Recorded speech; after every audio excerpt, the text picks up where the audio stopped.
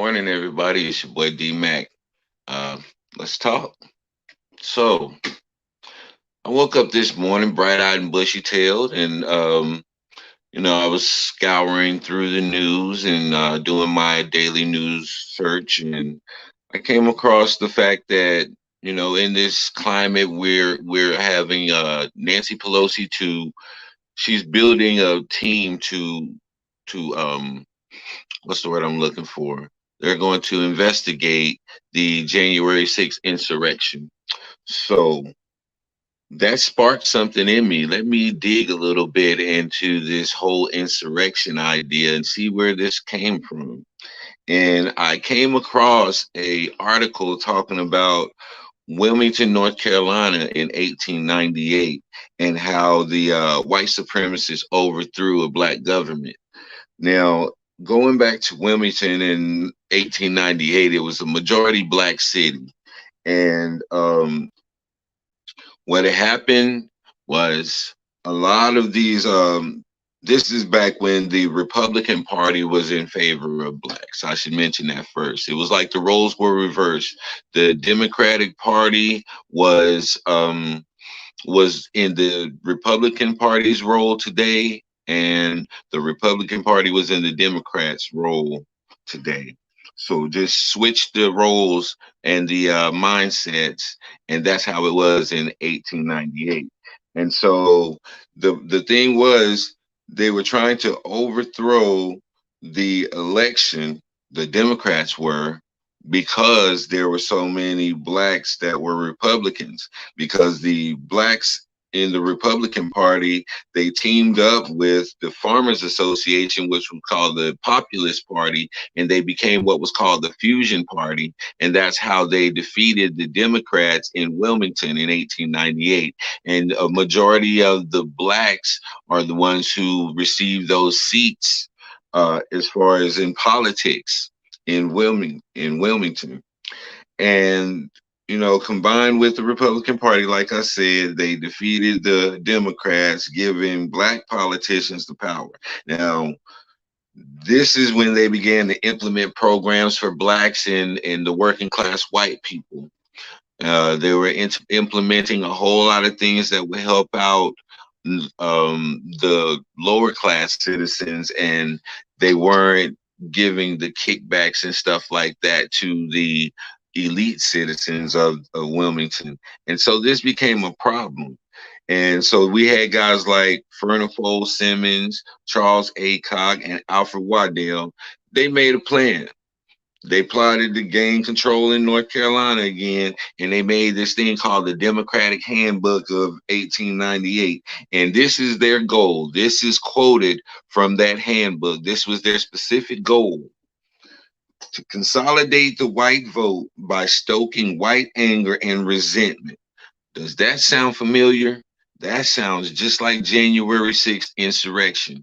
They were stoking white anger. That is the whole thing that Trump ran on, was stoking white anger. It was brought up many times in all of the news, the different news, the news organizations. They all stated it, except for Fox. They were the only one to deny it because, let's just be real, Fox is a white supremacist network anyway, so they're going to deny it. But yeah, they perpetuated this they not stereotype, but that's exactly what they did. They stoked white anger and resentment. They appealed to those low, uneducated people and made it seem like black people were taking over and drumming up all of this anger and fear in them to get them to go and act and overthrow a government. Sounds familiar? Yeah, we're gonna keep going. So now this is what another thing that they stated. They said that this is a white man's country, and only a white man must control and govern this country. By any means necessary, you should never let a black man be in control of this country. Why would they say something like that? Well, because if we go back in history and we look at the history of the Moors, they ruled over Europe for about 400 years. And this is something that Europe never forgot. Matter of fact, the play Othello is referencing during the rule of the Moors over Europe. And Othello was a Moorish nobleman, and his what is it? I guess you would say his um, sidekick or companion or whatever like that. His servant. He was of English descent. And he's ultimately the reason why Othello failed, because he found out Othello's weakness was the woman, and he used the woman to manipulate Othello. Sound familiar? Europe manipulating others to get what they want, ultimately coming under control of something through their manipulation. I'm just saying. So let's go on. I'm not going to stay on that too long. And so they went on a media campaign through their newspapers and other sources to demonize black men with political cartoons centered around the threat of Negroes ruling America, just like the Moors ruled over Europe. You know, we don't want to go under that again. Y'all remember what happened before? You want to be ruled by these Negroes? This is what they were putting out, the narrative that they were selling the American people, and it was working. It got the white men angry, and so they created the narrative also of black men being threatening to white women. That's where the whole Karen syndrome came from. And I remember one time whenever this one sports journalist tried to use that Karen syndrome against LeVar Ball. And LeVar Ball played it back on her. He said, "No, don't talk to me. I'm scared of you." Insinuating, hey, he flipped it on her. That whole big black man intimidating thing, he switched it on her. No, you're intimidating to me. I'm afraid of you. And I love LeVar Ball for doing that, because anybody who understands this history, they knew what he was saying at that time, but it went over a lot of heads. And so getting back to it, they created this narrative about black men being threatening to white women and creating the Karen syndrome. And when they did that, there was a black newspaper owner by the name of Alex Manley, and he stated he did a response in his newspaper, and he stated that white women chose to be with black men, and that is what stoked the fire and sparked a national outrage with the white people in America, not just in North Carolina at that point. This went national all across the United States. So now all white men were angry and paying attention to what was going on in Wilmington, North Carolina. And that was the exact plan of that Democratic Handbook that they wrote and their goal. And so now you have the election that was coming up. Now they stoked up all the anger by demonizing black men and all of the rhetoric that they were putting out in the media to create a certain narrative. And the next thing they did, the Democrats used a paramilitary group called the Red Shirts, and that's just to play off the British Redcoats. That goes back to a video I did making the comparison of the United States and Great Britain, and how the United States is just a smaller version of Britain, even though they claim to get away from Britain to become different. But they ultimately ended up becoming Britain all over again. So they had this paramilitary group called the Red Shirts, and their specific goal and job was to block blacks from voting. Let me say that again. Their specific job was to block blacks from voting, and they would physically stop blacks from voting. They would go man armed with guns, and if you step near this voting booth, you're gonna risk getting shot. That is the boldness that they had then. That today you have to be a little more civilized with it, and so they're using the law and they're using their system to do the same thing. Voter suppression is absolutely a big time topic that we're talking about right now. And you see that these different governors around these different states are trying to implement these laws to suppress the votes of the black people. Once again, it's the same exact thing that was going on in Wilmington, North Carolina in 1898. So now, um, you got the election coming up, and they had a rally right before the election. And this is where that dude Waddell, he came out and he provoked the crowd.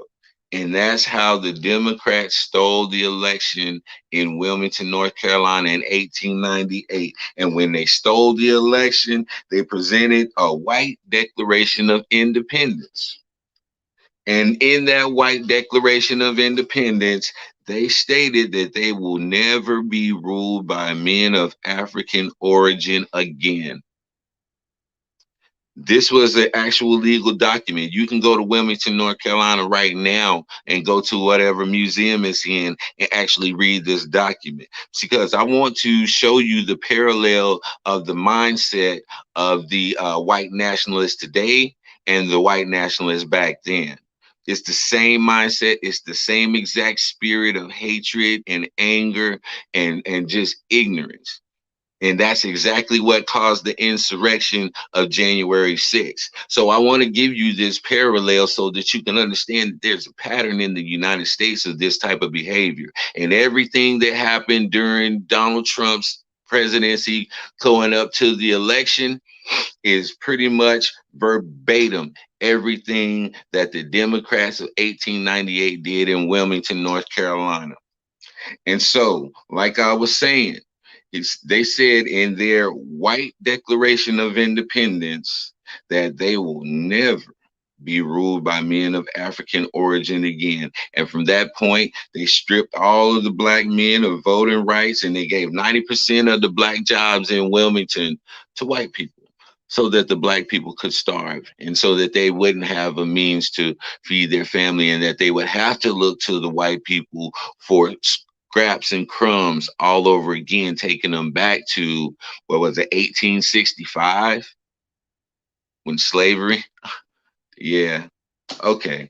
So also, the main thing that they did to cripple the black community, they forced Alex Manley, the newspaper owner, the black newspaper owner, they forced him out of town, and they burned down his whole printing press and everything so that the black people couldn't communicate or organize with each other anymore in Wilmington. So they destroyed everything that the black people had in Wilmington so that they would not come under the threat of being under black rule ever again.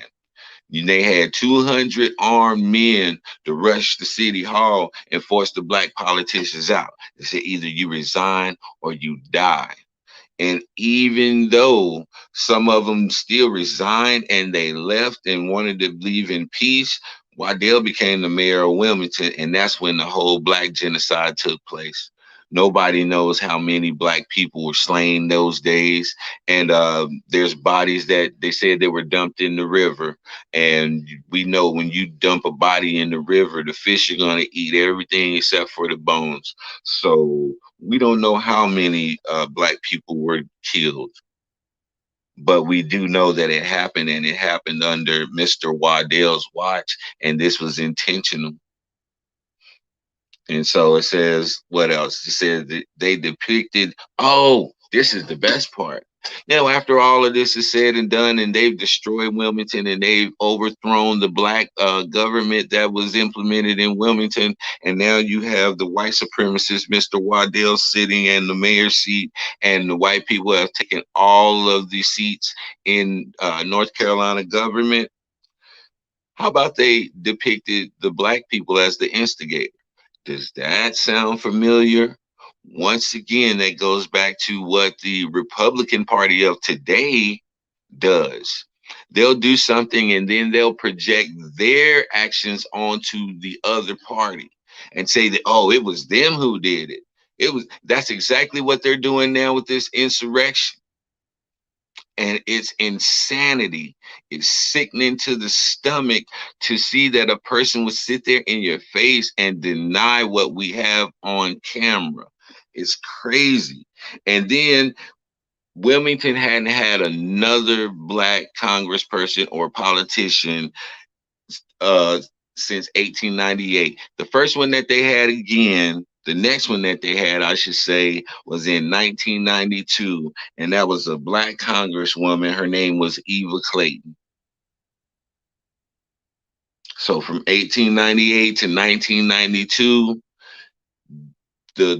the white people of Wilmington made sure that there were no black people in office and that they would never be under black rule again.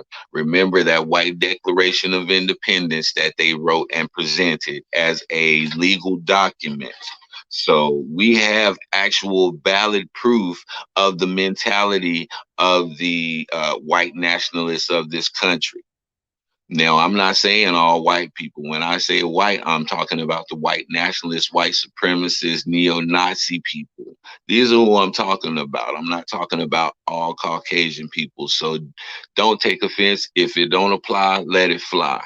That's what we always say about that. But I just wanted to make this parallel between the January 6th insurrection and show you that there's a pattern of this behavior from America in the past. And hopefully, Miss Pelosi will look into the Wilmington insurrection in 1898 and make a lot of comparisons and really give her a footing to work with as far as prosecuting these people along with Donald Trump, because Donald Trump, Giuliani, everybody who participated and perpetuated this lie deserves to be prosecuted by the full extent of the law. And we see exactly where their mindset came from. Wilmington, North Carolina, 1898. I'm leaving out on this note, but I want you to know that I never hate a person. I only hate the spirit that governs them. And sticks and stones may break your bones, but the word can always heal you. This is your boy D Mac. I'm out.